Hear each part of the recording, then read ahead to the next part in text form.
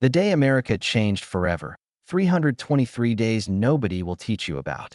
323 days. That number stopped me cold. Not the event itself, the gap. The silence between what happened and when the public was allowed to know it happened. I found this while researching something else entirely. I was deep in a microfilm archive at the Library of Congress, tracing a bureaucratic paper trail from the early 1970s, when a folder slipped out of sequence. It was misfiled, or perhaps deliberately placed, between two unrelated fiscal reports. Inside was a memo dated not when history says the decision was made, but nearly a year before. The timeline isn't subtle. Once you see it, you cannot unsee it. 323 days is not an accident. That's not a clerical delay. That's a calendar. Let me start with the shock, because that's where I started. By 1973, the American government had accumulated what economists would later describe as the most consequential structural shift in post-war financial architecture, and the public, by and large, had no idea it was happening. Not because it was secret in the traditional sense, but because the mechanisms were buried inside language that nobody outside of a very small circle of Treasury officials and international monetary analysts could parse. It was hidden in plain sight, in the syntax of policy documents, in the fine print of international agreements, in the minutes of meetings that technically were public but practically were inaccessible. The part that keeps me up at night is not what they did. It's how long they planned before doing it. The official story goes like this. In August of 1971, President Richard Nixon made a dramatic and largely improvised decision, so the Standard account insists, to suspend the convertibility of the US dollar to gold. This moment, now called the Nixon shock, is presented in most economic textbooks as a reactive measure. The United States was hemorrhaging gold reserves. Foreign nations, particularly France under Charles de Gaulle, had been aggressively redeeming dollars for physical gold, exploiting a structural vulnerability in the Bretton Woods system that had governed international monetary order since 1944. Nixon, advised by Treasury Secretary John Connally and economist Arthur Burns, acted decisively in a single weekend at Camp David to close the gold window. The world was stunned. Markets lurched, and then, eventually, stabilized. The dollar survived. The global economy adapted. The International Monetary Fund restructured its framework. And by the mid-1970s, a new system, floating exchange rates, petrodollar recycling, dollar hegemony without the golden anchor, had settled into place. That is the official story. Let me be fair to it. It is substantially true. The broad strokes are well documented. The Camp David weekend of August 13th to 15th, 1971 is real, recorded, and detailed in memoirs from multiple participants. But here's what matters. The official story describes what happened in August. It does not explain what was happening in September of 1970. Let's start with the numbers.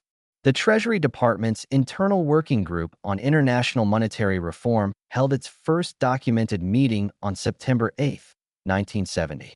That date is sitting in a filing cabinet at the National Archives in College Park, Maryland. Record Group 56, the general records of the Department of the Treasury. I've held the photocopies. The language in those September minutes is not the language of emergency reaction. It is the language of phased implementation. Words like transition framework, sequence disclosure, and this is the phrase that stopped me, public acclamation timeline. Public acclamation timeline. Written 10 months before the event that was supposedly improvised in a single weekend. September 8, 1970 to August 15, 1971. Count the days yourself. That's 323 days. Speaking of frameworks, there's a related anomaly in the Federal Reserve's own archival record. The Federal Open Market Committee transcripts from late 1970, which were sealed for decades under standard Fed policy and only released in the early 2000s, show that senior Fed governors were discussing dollar-gold convertibility as a managed policy outcome, not a crisis response. In the transcript from October 20th, 1970, Governor Andrew Bremer used a phrase that I cannot explain away: the scheduled adjustment. Not a possible adjustment. Not an emergency adjustment. The scheduled adjustment. Which brings me to what was happening internationally during those same 323 days. On November 3rd, 1970, Salvador Allende assumed the presidency of Chile, becoming the world's first democratically elected Marxist head of state. The connection to American monetary policy isn't obvious at first, but here's where it gets interesting.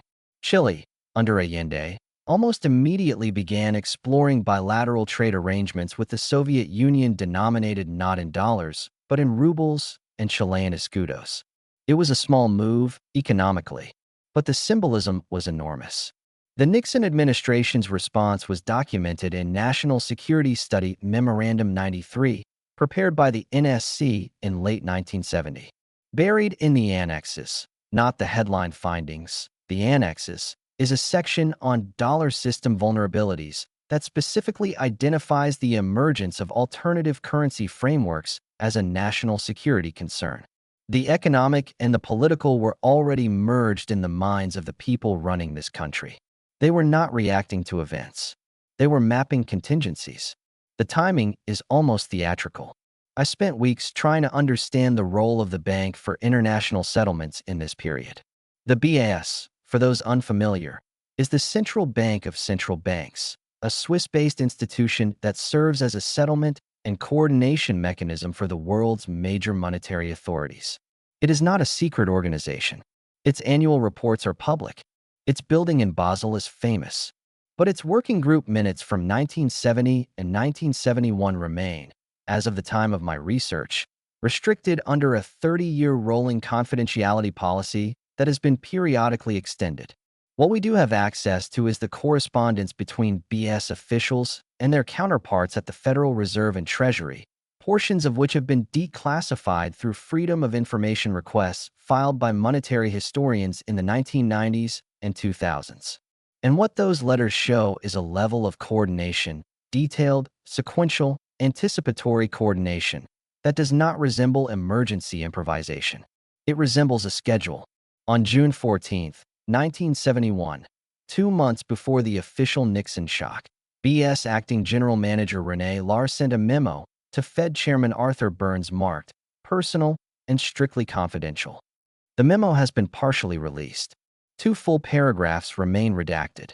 What is visible refers to the agreed transition sequence and notes that certain European central banks had been briefed in confidence regarding the likely August window. The likely August window, written in June. That's not a crisis. That's a calendar. Let me be fair to the alternative reading. There are serious monetary historians, Barry Eichengreen at Berkeley, Harold James at Princeton, who have argued convincingly that the Nixon shock, while anticipated in broad strokes by insiders, was genuinely reactive in its specific timing and execution. The gold drain of summer 1971 was real and accelerating. The British government's request to convert $3 billion into gold on August 12, 1971, just 3 days before the Camp David weekend, was a genuine trigger. These are not fabricated events. The pressure was real. Maybe the September 1970 meetings were contingency planning, not a predetermined script. Maybe the Lahr memo was describing consensus expectations, not coordinated secrecy. Maybe the phrase, public acclamation timeline, referred to communication strategy rather than concealment. Maybe I'm seeing patterns where none exist. But the pattern doesn't begin and end with monetary policy. And that's the part that makes it harder to dismiss.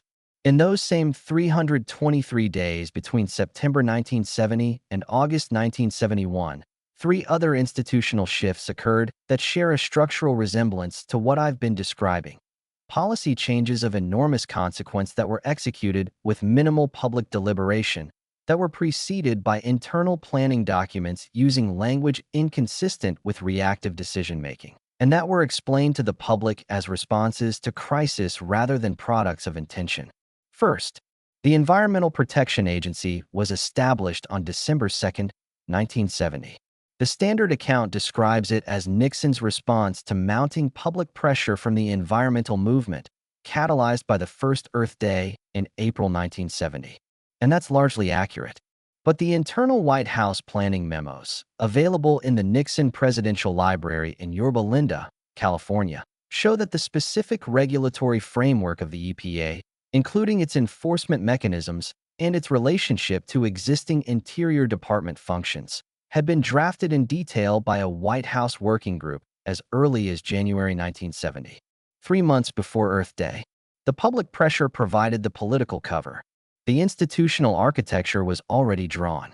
Second, the 26th Amendment, lowering the voting age from 21 to 18, was ratified on July 1, 1971, 6 weeks before the Nixon shock.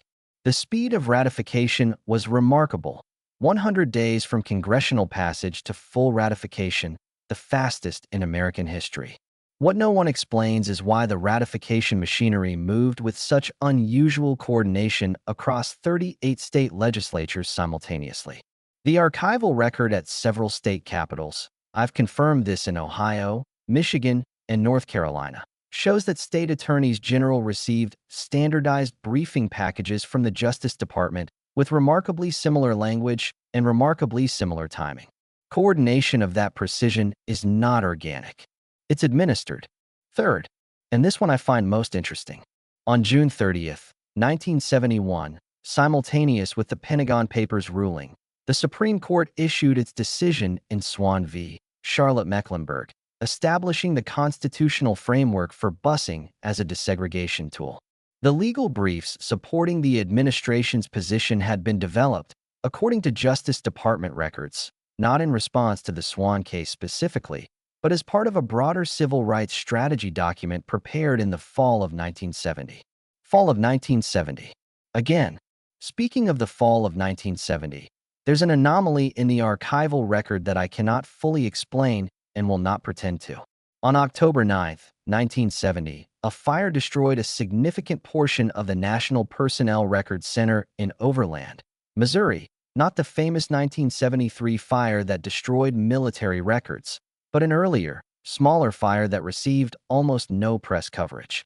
The records lost in the October 1970 fire included, according to the center's own damage assessment report, personnel files for a range of federal employees across multiple agencies including, and the damage report specifies this, interagency working group participants from fiscal years 1968 through 1970. I want to be careful here. Fires happen. Records are lost. The 1973 NPRC fire destroyed 16 to 18 million military records and was investigated and determined to be accidental, though the cause was never definitively established. The 1970 fire was smaller and may have been entirely unrelated to anything I've been discussing. But the records that burned were precisely the records that would have documented who sat in which working groups during the 2 years before the 323-day window began. That's not an accusation. That's an observation. The pattern indicates a gap where there should be continuity. What emerges, if you step back far enough, is not a conspiracy in the Hollywood sense. No shadowy room. No single architect. No villain twirling his mustache above a map of the world. What emerges is something more mundane, and in some ways more unsettling. The portrait of an administrative state that had developed, by the early 1970s, a sophisticated capacity for what I can only call sequenced institutional change. The ability to restructure the fundamental conditions of American life, its money, its environment, its electorate, its schools, across a compressed window of time, using public crises as the visible rationale while the underlying architecture was already prepared. Maybe that's just good governance. Maybe preparation is not the same as manipulation. Maybe the lesson of the early 1970s is simply that effective governments plan ahead, and that the appearance of crisis-driven action is sometimes a feature of democratic communication rather than evidence of concealment. Maybe. But the phrase, public acclamation timeline, was written 10 months in advance. And whoever wrote it chose that word, acclamation, deliberately. Acclamation is what you do to a population you're introducing to a change they didn't choose. There is a woman named Ruth Sherwood who spent 34 years as a mid-level analyst in the Treasury Department's Office of International Monetary Affairs. She retired in 1989. In 1997, she gave a single recorded interview to a monetary history project run by the Federal Reserve Bank of Minneapolis. The interview is available online. Most of it is routine, career recollections, policy memories, the texture of bureaucratic life. But at the 43-minute mark, the interviewer asks her about the Camp David weekend. She pauses. You can hear it on the recording. A 4-second pause. Then she says, "We'd been ready for that weekend for a long time." The interviewer moves on. She doesn't press. Sherwood doesn't elaborate. The conversation continues as if nothing significant was just said. I've listened to that recording 11 times. I don't have answers, only patterns. The documents I've described are real and accessible, or were at the time of my research. Record Group 56 at the National Archives. The FOMC transcripts on the Federal Reserve's own website. The partially released BS correspondence in the Monetary History collections at Princeton's Mudd Library. The Nixon Presidential Library in Yorba Linda. The Ruth Sherwood interview at the Minneapolis Fed's Digital Archive. Go look. Verify what you can. Dispute what I've gotten wrong. What I cannot tell you is what it all means with certainty. I can tell you that 323 days of documented preparation preceded an event that was presented to the world as improvised. I can tell you that the same autumn, the fall of 1970, appears as a generative moment in the planning records for multiple simultaneous institutional transformations. I can tell you that the archival gaps fall in precisely the places where the most revealing documentation would have been. And I can tell you that the phrase, public acclamation timeline, has not left me since I first read it. Here is the question I keep returning to. Not whether officials planned in secret. Governments plan in secret constantly, and not always maliciously. But whether the story we tell ourselves about how American institutions change, the story of democratic response, of public pressure producing political action, of crisis driving reform, whether that story is the whole story. Whether the crises that appear to drive change are sometimes the visible surface of changes that were already decided, already sequenced, already prepared for acclamation. I don't know. The pattern suggests something. The pattern does not prove it. 323 days. A memo that uses the wrong tense. A 4-second pause on an archival recording. A fire that burned exactly the files you'd want to see. Maybe that's everything. Maybe that's nothing. But I have not been able to put the folder back in the filing cabinet. And now, neither can you.